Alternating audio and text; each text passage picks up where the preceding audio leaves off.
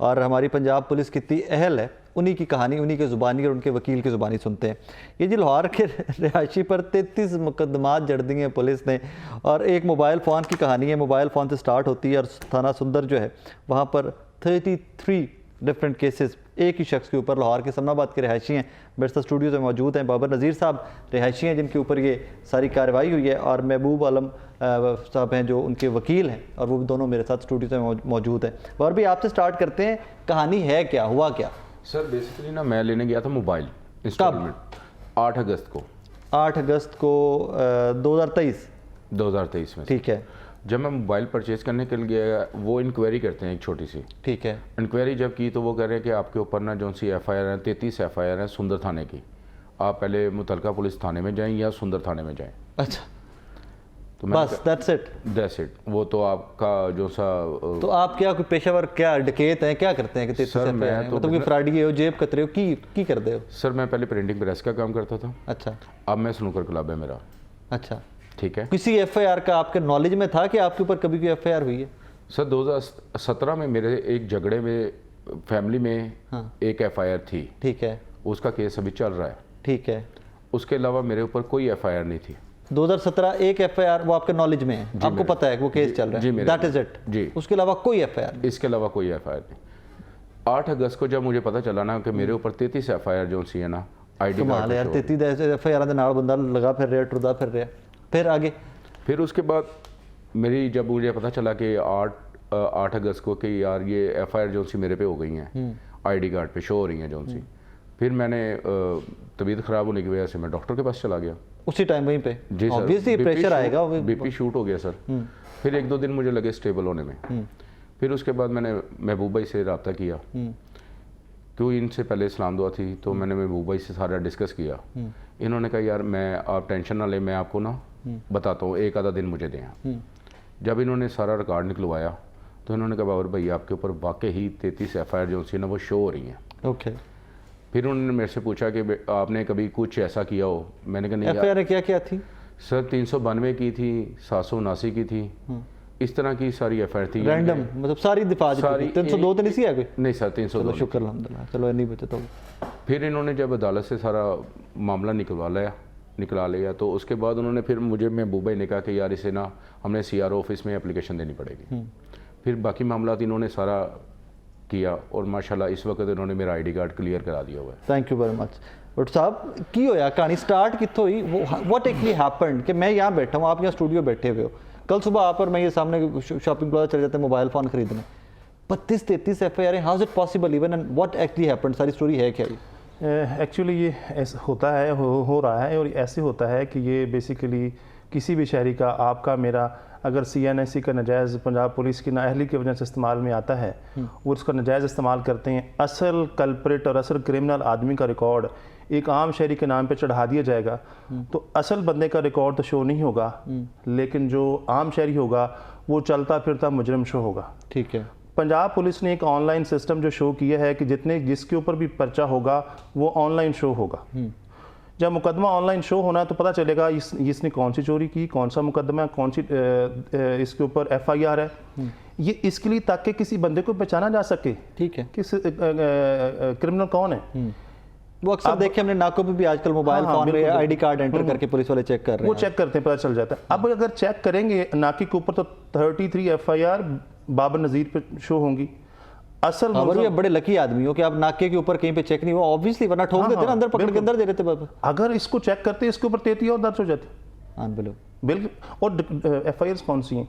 चोरी, डकैती, राहज़नी, अनबिलीवेबल, और इन क्राइम की FIR जिसके ऊपर दर्ज थी, हिनियस क्राइम जो बड़े सख्त, जिनके ऊपर दिफात भी लगती है और सारे। बिल्कुल बिल्कुल।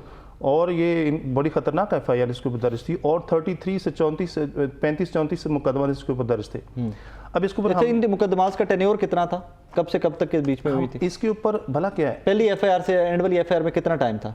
इसके ऊपर जो मुकदमा इसके नाम पे चढ़े हैं ना, वो 21 के 21, 22, 23 मुकदमा थे 3 साल में। लेकिन है क्या, ये 3 साल के मुकदमा CNSE के ऊपर रिकॉर्ड ही चढ़ाना ना, 1 घंटा पहले चढ़ा दिया जाए। अच्छा, 1 घंटा पहले, ये भी मुमकिन है? ये भी मुमकिन है, चढ़ा इनका रिकॉर्ड जैसे FIR होती गई है, बेसिकली रिकॉर्ड ही टेम्पर करना है ना। ठीक है। तो वो किसी वक्त भी किया जा सकता है। बेसिकली इनका रिकॉर्ड टेम्पर हुआ, इनके ID कार्ड का नजायज़ इस्तेमाल किया।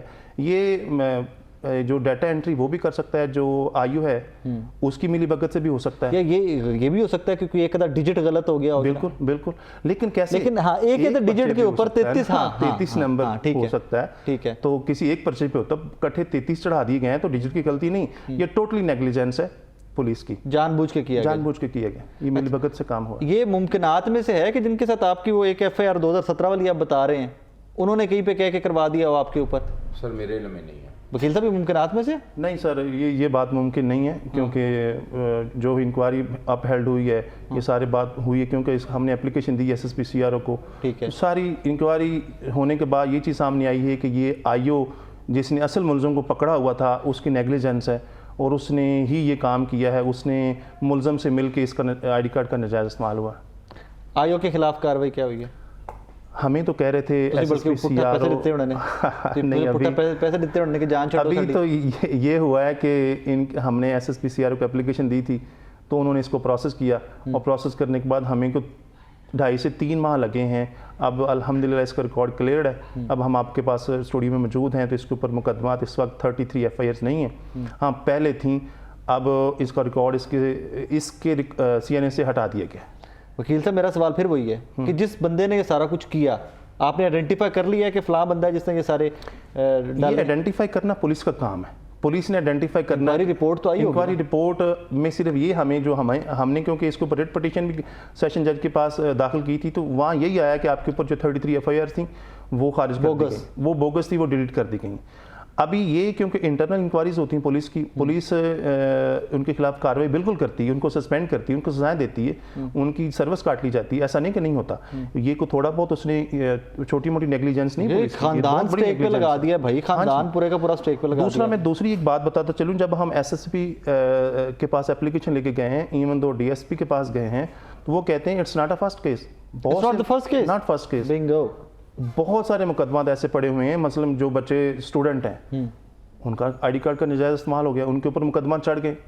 अब वो जब भी उन्होंने बाहर ट्रैवल करना है हायर एजुकेशन के लिए, तो उन्होंने तो NOC पुलिस से लेना है ना, तो वो जब NOC लेने जाते हैं तो उनके ऊपर पर्चे होते हैं। कोई तरीकाकार है कि मैं घर में बैठा वो चेक कर सकूं कि मेरे ऊपर क्या कितने मुकदमा? ये आप वक्तन फक्तन अपना ID कार्ड पुलिस स्टेशन से चेक करवाएंगे कि मुझ पे पुलिस वाले ने, या मोबाइल फोन लेने चले जाए या दूसरा हाल है कि मोबाइल फोन लेंटर जो, तो फिर हो सकता है कि मोबाइल फोन आप लेने जाएं और आपको वापस भी ना आने दिया। अच्छा, मोबाइल फोन पे जो एप्लीकेशन से चेक करते हैं उनको एक्सेस पुलिस ने दी हुई है? पुलिस ने दी हुई है। कोई तरीकाकार लीगल तरीकाकार से चेक करते हैं कि वो भी लीगल तरीके से चेक करते हैं। बेसिकली एक मैसेज करते हैं, एक डिजिट कोड है, उसके ऊपर उस किसी का भी CNA से जब मैसेज किया जाता है तो पता चल जाता है इसके ऊपर मुकदमा है या नहीं। फिर तो लीगल तरीका है ना, फिर तो घर में बैठ के भी कर सकते हैं। नहीं, वो आपके पास एक्सेस ही नहीं है पंजाब पुलिस की, वो सिर्फ मोबाइल वालों के पास है। जिसको उन्होंने दी हुई है, थाने वालों को दी है, मोबाइल वालों, क्योंकि वो मोबाइल सेल परचेज का काम करते हैं, इंस्टॉलमेंट भी देते हैं। ठीक है। कल को पुलिस वाले उनके पास आएंगे, आपने इस बंदे को मोबाइल दे दिया है, इसके ऊपर तो ये इतने पर्चे थे, आपने हमें पकड़ाया क्यों नहीं?